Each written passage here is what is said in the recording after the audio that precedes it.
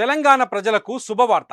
200 యూనిట్లలోపు విద్యుత్ వాడేవారు మార్చి నెల నుంచి కరెంటు బిల్లు కట్టనక్కర్లేదు. మీకు అధికారులు ఇక జీరో బిల్ ఇస్తారు. కాంగ్రెస్ ఇచ్చిన 6 గ్యారంటీలో భాగంగా గృహజ్యోతి పథకం అమలుకు రంగం సిద్ధమైంది. ఇప్పటికే ఈ పథకానికి తెలంగాణ మంత్రివర్గం ఆమోదముద్ర వేసింది. దీంతో ఫిబ్రవరి నెల నుంచే 200 యూనిట్లలోపు వినియోగదారులకు కరెంటును ఉచితంగా అందించేందుకు అధికారులు కసరత్తు చేస్తున్నారు. కేవలం ₹9కే డేటా సైన్స్ యూజింగ్ పైథాన్. ఇప్పుడే brainovision.in లో రిజిస్టర్ అవ్వండి. రాష్ట్రంలో 200 యూనిట్లలోపు విద్యుత్తును వినియోగిస్తున్న గృహజ్యోతి లబ్ధిదారుల నుంచి ఆధార్ కార్డుతో పాటు రేషన్ కార్డు సేకరణ ప్రక్రియను ప్రభుత్వం ప్రారంభించింది.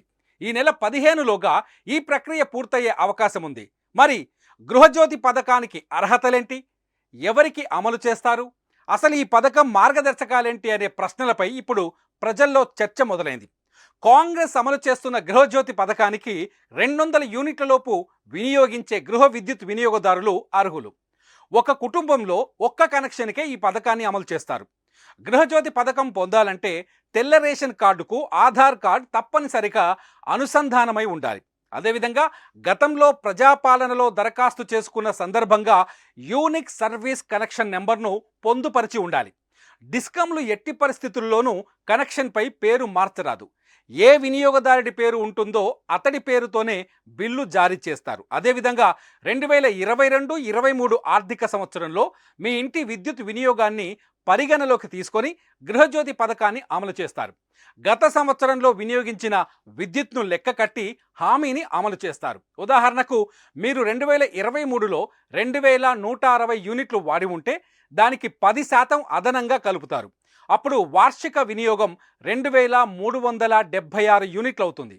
దానిని 12తో భాగించి నెల సగటు తీస్తారు. ఇలా చేసినప్పుడు నెలకు సగటున 198 పాయింట్లు వస్తుంది. అంటే 200 యూనిట్ల లోపు ఉంటుంది. దీంతో వారికి ఉచిత విద్యుత్ను అమలు చేస్తారు. దీని ప్రకారం 2022-23 ఆర్థిక సంవత్సరంలో 2181 యూనిట్ల లోపు విద్యుత్తును వినియోగించిన వారే ఇప్పుడు ఈ పథకానికి అర్హులవుతారు.